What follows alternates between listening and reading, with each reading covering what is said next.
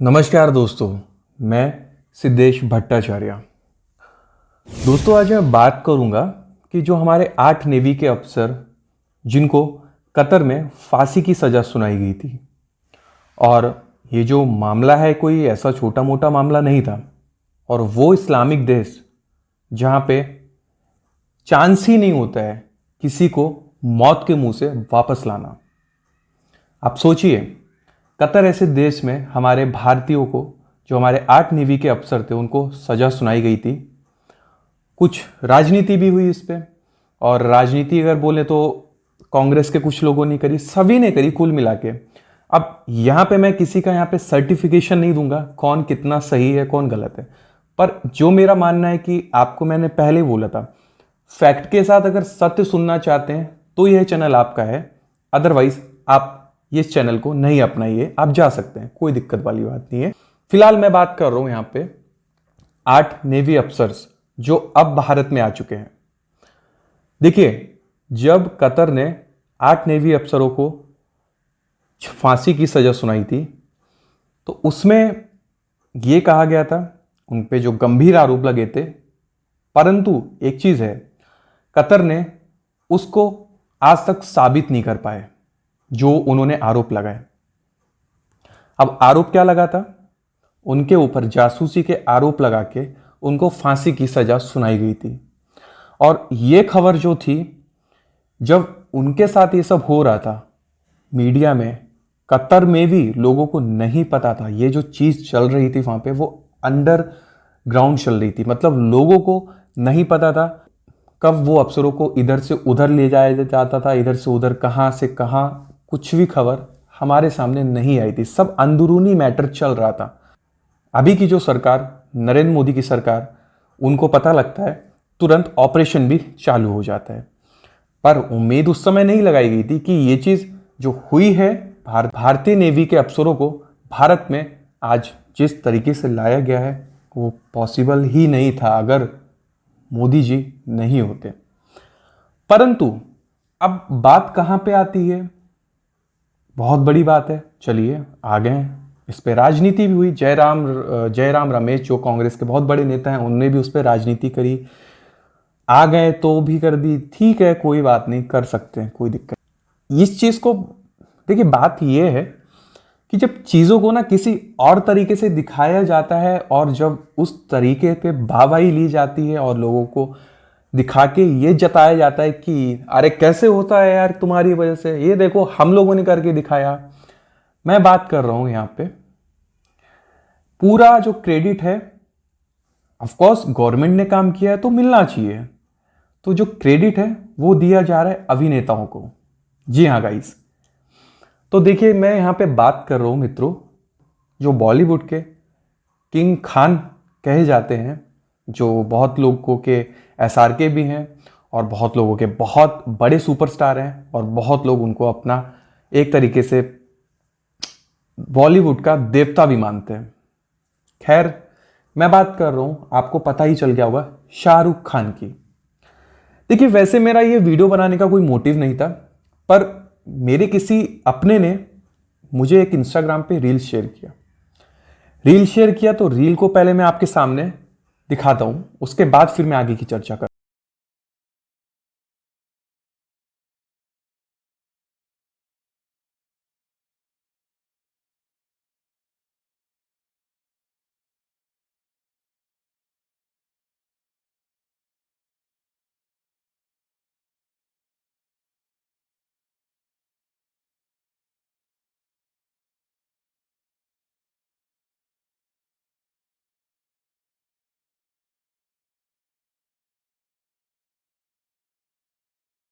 सुना साथियों आपने? मतलब ये जो वीडियो है, ये है सुधीर चौधरी जी का, जिसमें कि उनका एक शो आता है आज तक पे, ब्लैक एंड व्हाइट के नाम से। वीडियो मैं यहां पे दिखा देता हूं, आप देखिए। 8 लोगों को कतर की जेल से सकुशल बाहर निकालकर वापस भारत ले आना। अब आपको इसी के बारे में एक बहुत बड़ी फेक न्यूज के बारे में बताते हैं, इसी सिलसिले में, जिस पर आप में से बहुत सारे लोगों ने शायद विश्वास भी कर लिया होगा। और यह फेक न्यूज ये है कि फिल्म स्टार शाहरुख खान ने कतर के अमीर शेख से बात करके उन 8 भारतीयों को रिहा कराया जिन्हें वहां की अदालत ने जासूसी के लिए फांसी की सजा सुनाई थी। यानी खबर यह आई थी कि इन 8 लोगों को वहां से छोड़ने के पीछे असली कहानी यह है कि भारत सरकार ने शाहरुख खान की मदद ली, और क्योंकि कतर की जो सरकार है, कतर के जो अमीर शेख हैं, वो शाहरुख खान के बहुत करीबी हैं, उन्हें बहुत पसंद करते हैं, और इसलिए शाहरुख खान का इस्तेमाल करके इन लोगों को छुड़ाया गया। ये एक खबर फैलाई गई, सोशल मीडिया पर पूरे दिन चलती रही, और ये एक फेक न्यूज थी। शाहरुख खान की टीम ने खुद उसी दिन इसका खंडन किया। शाहरुख खान ने बाकायदा एक बयान अपना सोशल मीडिया पर पोस्ट किया और कहा कि उनका इस घटनाक्रम से कोई लेना देना नहीं है, और यह सब कुछ भारत सरकार ने किया है। भारत की जो सरकार की जो कोशिशें थी उनकी वजह से यह सब हुआ है। लेकिन उसके बाद भी यह खबर रुकी नहीं। हमारे ही देश में कई ऐसे नेता भी हैं जिन्होंने सोशल मीडिया पर इस फेक न्यूज को फैलाया, हमारे देश के नेताओं ने। और उन सब की मंशा क्या थी? उन सब की मंशा यह थी कि नरेंद्र मोदी की सरकार को कमतर करके बताया जाए, यह बताया जाए कि इसमें मोदी सरकार ने कुछ नहीं किया है, यह तो शाहरुख खान की वजह से हुआ है। लेकिन अभी बहुत सारे लोग शाहरुख खान और कतर के अमीर शेख की इन तस्वीर को दिखा दिखाकर यह कह रहे हैं कि शाहरुख खान ने ही कतर की जेल में बंद 8 भारतीयों को रिहा कराया है। और हमारे देश के लोग इस फेक न्यूज पर इसलिए भी यकीन कर पा रहे हैं क्योंकि उन्होंने फिल्मों में आज तक यही होते हुए देखा है कि हमारे देश के बड़े बड़े फिल्म स्टार्स दूसरे देशों में फंसे भारतीयों को वहां से सुरक्षित अपने देश छुड़ा कर ले आते हैं। लेकिन आज लोगों को यहां यह समझना होगा कि यह फिल्म नहीं है, यह पठान नहीं है, यह जवान नहीं है, यह टाइगर जिंदा है नहीं है, यह असलियत है, यह हकीकत है। और हकीकत में इस तरह किसी दूसरे देश की जेल से आप किसी कैदी को छुड़ाकर नहीं ला सकते। इसके लिए डिप्लोमेटिक सोर्सेज की जरूरत होती है, और हकीकत में जेलों से इस तरह रिहाई नहीं होती, और उसके लिए सरकार की ताकत लगती है, उसके लिए मजबूत नेता की आवश्यकता होती है। इसलिए हम आपसे कहेंगे कि आप भी इस तरह की फेक न्यूज से सावधान रहें। इसमें वो ये बता रहे थे कि एक तरीके से जो फेक न्यूज एक तरीके से फैलाई जा रही है समाज में, कि शाहरुख खान को इस्तेमाल करके कतर में 9 सैनिक जवान हमारे थे, उनको उनकी मदद से रिहा करवाया। तो देखिए साथियों, आप कर सकते हैं। बहुत लोग ऐसी मीडिया में फेक न्यूज़ फैला के बहुत खुश होते हैं। कमेंट्स भी मैंने इस पर बहुत ऐसे ऐसे पढ़े हैं कि ये सब चीज़ें मतलब अलग ही लेवल पे चलती हैं। खैर चलिए, कोई बात नहीं, सोशल मीडिया पे जो नहीं होता वो कम है। मेरी ये चीज़ उन लोगों के लिए जो इन फेक न्यूज़ पे बहुत खुश होते हैं। मेरा किसी भी अभिनेता, किसी भी अभिनेत्री से विरोध नहीं है, क्योंकि मेरी उतनी औकात नहीं है, पहली चीज़। और दूसरी चीज़ ये कि जो जिस तरीके से ये चीज़ें पेश की जाती हैं वो मेरा मानना है कि गलत है, और गलत चीज़ को अगर आप देख के खुश होते हैं तो वो आपकी मर्जी है। उससे मालूम पड़ता है कि आप आपके चरित्र को कैसे देखते हैं। खैर छोड़िए, ये हमारे भारत का दुर्भाग्य ये है कि जैसे ही यूएई में, अबू धाबी में मंदिर बनता है, या भारत में हमारे भगवान श्री राम जी की प्राण प्रतिष्ठा होती है, तब ये जो बड़े बड़े अभिनेता हैं, मेरा कोई विरोध नहीं है, पर मैं एक चीज़ बोलना चाहता हूँ, एक बार भी भगवान राम के जो भव्य मंदिर का प्राण प्रतिष्ठा का कार्यक्रम था, सभी ने एक साथ इकट्ठा होकर भगवान राम की प्राण प्रतिष्ठा का आयोजन देखा और सब ने एक दूसरे को बधाई दी। तब ये जो बड़े बड़े अभिनेता हैं, कोई भी सोशल मीडिया पे इस तरीके के कोई भी स्टेटस या पोस्ट नहीं दिखते हैं। तब ये चीज़ आती है कि आप अगर उस चीज़ से अगर देख रहे हैं तो ऐसे भी आप देख सकते हैं। खैर ये आपकी मर्जी है, आप इस चीज़ को कैसे देखते हैं। मेरा जो मानना था कि इस चीज़ों को अगर आप ऐसे दिखाते हैं तो समाज में कहीं ना कहीं उसका एक निगेटिव इम्पैक्ट पड़ता है। और दुर्भाग्य हमारे भारत का एक और है, मैं आपको बताता हूँ। एक हमारे भारत के कुछ ऐसे नेता भी हैं जो जाते हैं बनारस में, उनको देखते हैं कुछ रोड पे घूमता हुआ आज का युवा शराब पी के डांस कर रहा है। मैं वाराणसी गया, वाराणसी में देखा मैंने रात को बाजा बज रहा है, बाजा बज रहा है, वहां पे शराब पिए सड़क पे लेटते हुए बाजा बज रहा है।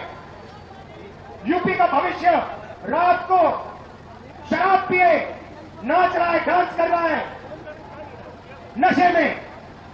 दूसरी तरफ राम मंदिर खुलता है, राम मंदिर में आपको नरेंद्र मोदी दिखेगा, आपको अंबानी दिखेगा, आपको अदानी दिखेगा, आपको हिंदुस्तान के सबसे अरबपति दिखेंगे। आपको एक पिछड़ा नहीं दिखेगा, आपको एक दलित नहीं दिखेगा, आपको एक आदिवासी नहीं दिखेगा। क्यों नहीं? ये वो आपकी जगह नहीं है भाइयों और बहनों। आपकी जगह सड़कों पे भीख मांगने की है। आपका काम हिंदुस्तान में सड़क पे जाकर ऐसे पोस्टर दिखाने का है, और उनका काम, उनका कुछ नहीं हो भैया, उनका काम पैसा गिनने का है। पर उनको वो नहीं दिखता जो पश्चिम बंगाल में संदेश खाली की महिलाओं के साथ एक तरीके से यौन संबंध बना के उनका अपमान किया गया। The whole media, this is I'm saying not only for the West Bengal, খালি বাংলাকে বলছি না, ইভেন ভারতবাসীর লোকেদের বলছি, the time has come now, you rise. যদি মহিলাদের সাথে এইভাবে ব্যবহার হয়, মহিলাদের সাথে এইভাবে তাদের ইউজ করা হয়, I think এর থেকে ঘৃণনীয় কাজ কিছু হতে পারে, इससे ज़्यादा घृणनीय काम कुछ नहीं हो सकता। I understand, but you are with the women, you are playing such kind of games, I mean it's unbelievable. चलिए politics is a different thing. हम पॉलिटिकल लड़ाई करेंगे, पॉलिटिकल बातें करेंगे, this is beyond politics. I think you all have the responsibility to see that इसके बाद उनके ऊपर कोई अत्याचार ना हो। They have the rights, they have the voice, and the voice should not be. और दोहरा चरित्र हमारे भारत का एक ये भी है और एक तरीके से दुर्भाग्य भी है कि उन लोगों को दिल्ली में बैठे हुए जो हमारे खिलाड़ी थे उनका दर्द दिखता है, तब उनसे ये नहीं कहा जाता है कि आप अपना हमें चेकअप कराएं, हमें भी सबूत चाहिए। और ये चीज़ तब वहाँ पर बोली जाती है कि जो संदेश खाली की महिलाओं के साथ हुआ है उन पे उनके साथ ये मान लिया जाता है कि उनका चेकअप कराना चाहिए, उनकी जो डिटेल्स हैं उनकी पूरी रिपोर्ट आनी चाहिए, उसके थ्रू साबित होगा। परंतु मेरा सवाल ये उनसे है कि जो संदेश खाली में एक तरीके का स्लम एरिया है, वहाँ पे झोपड़पट्टी में लोग रहते हैं, कुछ अच्छे भी हैं, परंतु वहाँ उस तरीके की वो सुविधा है नहीं। हो सकता है वो आज सबूत मिल भी ना पाए, पर उन लोगों से मेरा ये प्रश्न है जो खिलाड़ियों को लेके बोलते हैं, तो उनसे भी कभी एक सबूत और एक रिपोर्ट की, एक चेकअप की बात कर सकते हैं। और दुर्भाग्य तो तब भी हमारे भारत का होता है जब हमारे भारत में किसान आंदोलन चलता है, उसके नाम पर एक तरीके से राजनीति करके यह बताया जाता है कि यह जो गवर्नमेंट है एक तरीके से किसानों के साथ गलत कर रही है। तब ये कहाँ इनका दोहरा चरित्र जाता है जो हमारे देश में जो ये किसान के नाम पे कुछ लोग बड़ी बड़ी जेसीबी, बड़ी बड़ी थार, बड़ी बड़ी मशीनें लेके आते हैं, मॉडिफाइड ट्रैक्टर लेके आते हैं, तब ये नेता, राजनेता कहाँ जाते हैं, तब इनकी बोलती क्यों नहीं खुलती है। खैर कोई बात नहीं, फिलहाल मेरी वीडियो में बस इतना ही था। अगर आपको ये वीडियो पसंद आया तो वीडियो को लाइक कीजिएगा, चैनल अगर अभी तक आपने सब्सक्राइब नहीं किया है तो सब्सक्राइब कीजिएगा, और शेयर करेंगे तो बेहद खुशी होगी। हम मिलते हैं आपसे कोई नई वीडियो में, तब तक के लिए जय हिंद, वंदे मातरम, धन्यवाद।